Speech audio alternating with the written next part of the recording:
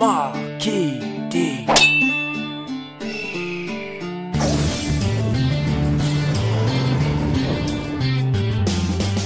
It's been like a week and I'm sat here smiling, because for once nobody has called me out or tried to BS me over my last video. I am the king and you know I'm right about this. Worst episode of TNA ever, say something if I'm wrong. TNA has always been desperate to try and cross into the mainstream, and they've proven in the past that they will hire anyone who they believe will help them generate a buzz. And in retrospect, most of these decisions were bad ones. There's a list as long as your ass of C-list celebrities that TNA have hired and chucked insane money at just for them to fail miserably. Most of these so-called celebrities never even budged a needle. And no offense to them, but the Hawk had to look up who most of them actually were.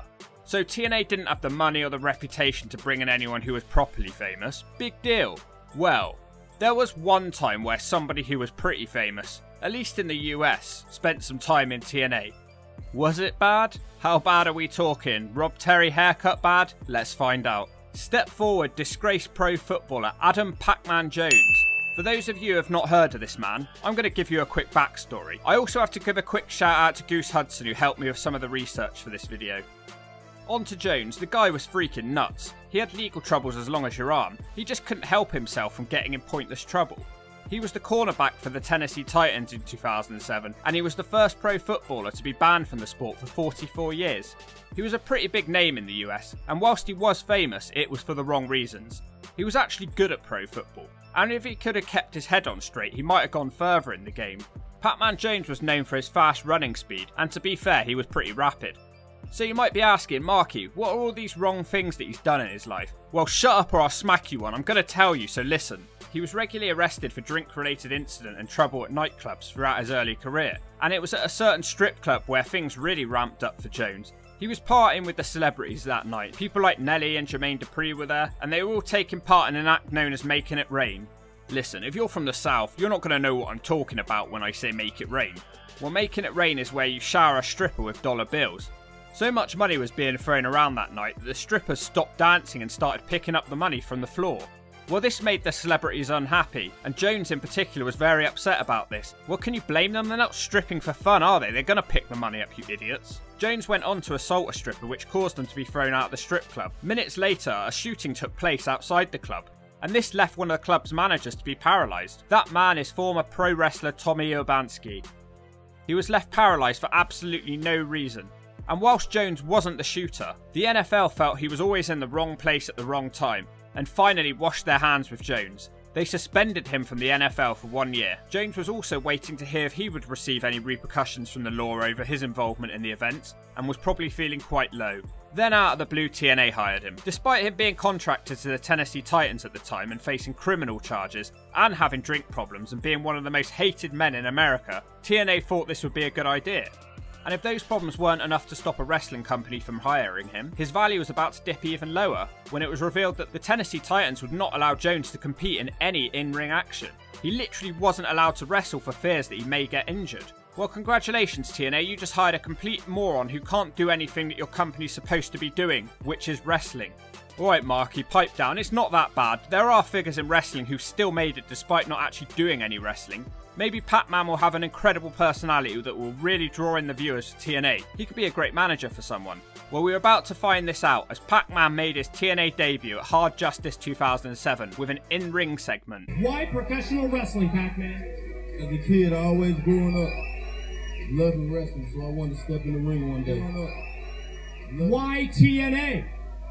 TNA is a trendsetter, and Pacman Jones is a trendsetter. What is your goal in TNA? Show the world that I'm the best team player that ever lived. To be fair, his entrance music is good though.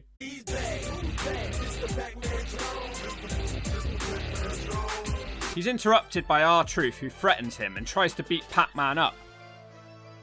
But he's blocked by the security. There's two dancing fools in the audience throwing money around as the music plays. These two look like the two biggest geeks of all time. Later that night, Pac-Man was attacked and bloodied and taken away in an ambulance. On the next episode of TNA, Jones had another in-ring segment where he was interviewed by Mike Tenay. Everyone keeps acknowledging the terms of Pac-Man's contract, but they don't say it in plain English. They say things like, he can't be touched and I know what's in his contract. They might as well just flat out say this man cannot be wrestled, he cannot be involved in anything physical, don't touch him, don't let him touch you, don't look at him, don't breathe on him, don't even smell him. And by the way, this is a complete waste of time for you, the fans. The crowd noticeably hate him here. And then Ron the Truth Killings comes out to a great ovation. The two then square up and it's insinuated that Ron Killings did the attack at the pay-per-view. But then he says that the two are actually very similar and he wants to team up with Pac-Man. The audience are very angry about this. He goes on to say that the team's aim will be to find out who attacked Pac-Man that night and they will also become the World Tag Team Champions. And getting the tag title shot would be the easiest thing ever, as they just said to Jim Cornette that Pac-Man equals ratings. I guess it's a good time to quickly tell you about R-Truth at this time.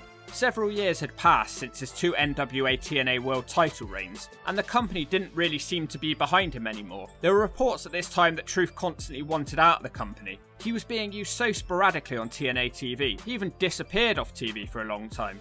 Things then got really weird with him at the end of 2006, when he said his New Year's resolutions were to become an actor in Hollywood and to quit smoking. He then disappeared for 2 months, and when he did come back, he appeared in 2 movie parodies. One of them was a Rocky parody, and this gimmick would be used later in TNA. But this gimmick wouldn't be used by the Truth, it would be used by someone else. This was all completely out of the blue, and it didn't lead to anything, as he disappeared again for half a year. It was clear to see that Truth's stock was rapidly falling in TNA, but now in a strange move he'd been teamed up with Adam Jones. Could this be the last chance for him to gain some support, and show how worthy he was of being in the main event in TNA? His promos are everything that Pac-Man's on. Real, loud and natural. He was also doing his What's Up entrance at this time in TNA. I always thought that only started in WWE, so it was cool to see here. For as bad as Pacman Jones thought he was, he literally looked like a little kid in that vest stood next to R-Truth. Team Pac-Man started spray painting their opponents' backs with the letters PAC after matches. Wow, that's original, I've never seen that before. Pacman Jones would make his actual in-ring debut as Team Pac-Man challenged for the Tag Team Champions against Sting and Kurt Angle at No Surrender 2007. It's stupid because Pac-Man keeps acting like he's gonna wrestle, but everyone knows that he's not allowed to actually do this. Pac-Man refuses any tags in during the match. Why wouldn't Truth be annoyed about this? This means that every match is effectively a handicap match for Truth. Anyway, the pay-per-view match is a complete cluster and it's terrible. It goes about 5 minutes before Kurt Angle thinks that Sting slapped his wife, so he nails the Angle Slam on his own partner. And then look closely at this visual. Well, try to, the camera missed it, but Pacman Jones just pinned the icon Sting, and Team Pac-Man are now the Tag Team Champions. Their first challengers will be AJ and Tomko at the next pay-per-view, Bound for Glory.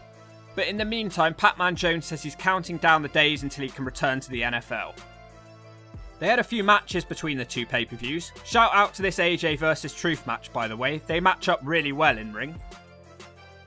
It was around this time that the crowd started cheering for Team Pac-Man, strangely, or at least they were getting a mixed reaction. It wasn't straight up boos like when Pac-Man first debuted. When you've got a catchy theme song like he had, and the charisma of R-Truth in the team, it's hard to boo them. And it's this match with the Dudleys where my opinion started to change on the team as well. Yes, there are a lot of negatives to this team, and Pacman Jones even being on TV is a negative. But this is getting R-Truth over. The crowd come alive when he's in the ring. He looks like a star. He's beating up 2 men on his own every match, and looking good doing it. I'm going to go on record right now. I wish I'd included R-Truth in my top 10 TNA wrestlers that TNA missed the boat on, because he looks great in here. TNA really dropped the ball on this guy, it has to be said. Pacman Jones tagged in twice. We saw such amazing offense as throwing a football at Bubba Ray Dudley, dodging Bubba Ray Dudley and also Devon, and helping R-Truth perform a modified What's Up. And you know what? It's fine. The crowd are really into it, so I can't hate on it, and it's quite fun to watch. Bubba brings a steel chair into the match, and Pac-Man threatens to hit him with it, and here lies the problem. We know he can't hit him with the steel chair, and that kind of kills this gimmick, and the crowd feel it as well. If TNA hadn't actually made it known that Pac-Man couldn't perform in the ring, then this might have been okay. We could have just assumed he was a coward up to this point. I don't know why they had to admit that he wasn't allowed to wrestle. I really am in 2 minds about this team, but as I said, it was not entirely negative. History portrays this team as the worst thing ever. It's not. I think TNA should have played up Pac-Man's bad boy side and made him a bit of a loose cannon character. I don't know, there was plenty other routes they could have gone down. But despite everything they said about Pac-Man, he seemed fairly reserved in TNA. He just looked like a little boy on the apron most of the time. His promos did get better, I have to say, and he did add some offense to his moveset. He started making it rain on his opponents, which is pretty funny, and it got a good reaction from the crowd. So it was all happening, whether you liked it or not. I'm guessing most of you didn't like it, but then it all came to a screeching halt at Bound for Glory 2007. Team Pac-Man were defending the tag team titles at Atlanta, Georgia, which is Pac-Man's hometown, against Styles and Tomko. One problem though, Pac-Man wouldn't actually wrestle this match. TNA changed their minds at the last minute and decided to substitute Pac-Man for 21-year-old Rashid Lucius Consequences Creed. Try saying that 3 times. Who is in full Rocky IV mode here. I wonder where he got that gimmick from. This doesn't look right or fit with Team Pac-Man's gimmick though. The match would be nothing special. In some ironic and clever booking by TNA, Pac-Man would cost his team the tag team titles after AJ Styles reacted to Pac-Man counting some dollars on the ring apron. Truth tried to roll AJ Styles up, and it's a cool spectacle as it makes it rain as the money flies into the air and falls down on them.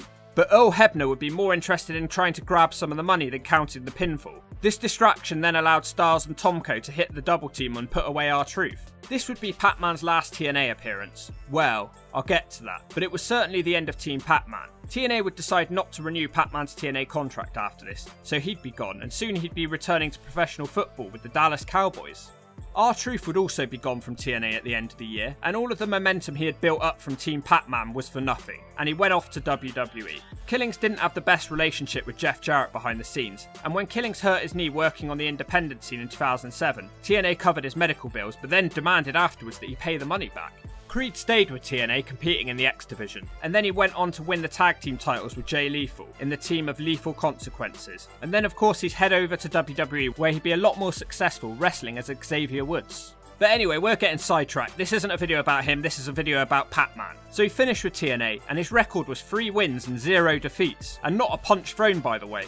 Just to point out here as well, they never did find out who attacked him on his first night in TNA, and it was never addressed again. And they also never explained to the fans where Team Pac-Man had gone after this. They just disappeared from our TVs with no explanation. Pac-Man would then randomly show back up in TNA in 2013, being led into the building by Dixie Carter, and she proclaimed how everyone had missed him.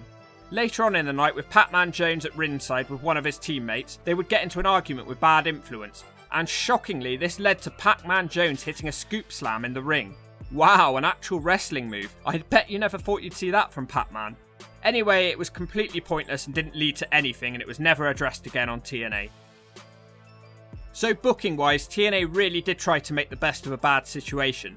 I mean, they shouldn't have signed the guy in the first place, so it's all their fault anyway, but he wasn't as bad as people make out. He was only in TNA for about 2 months. He didn't take up that much TV time, and he made R-Truth relevant again, and put him in a position where he could have been moved on to something better if TNA management were not so inept. I guess the bigger question is, did Pac-Man help TNA move the needle at all? You bet your ass he didn't. Overlying picture here that I haven't talked about is Tommy Urbanski. He had his life ruined by the events involving Pac-Man, and Jones eventually revealed to police over a year later who the shooter had been. But it's disgusting that it took him so long to come forward and help Tommy get justice. Urbanski later sued Jones for his part in the proceedings, and the judge ordered that Jones pay about $12 million out to Urbanski. Reflecting on the signing, TNA were desperate to pop a rating, and this did help them get some media coverage, but it was all for the wrong reasons because they shouldn't have ever signed someone who had caused someone so much pain and suffering in their lives. The booking wasn't actually that bad with Pacman Jones, but the signing of the guy in the first place was what was disgraceful, and if you don't agree with that, then shove it.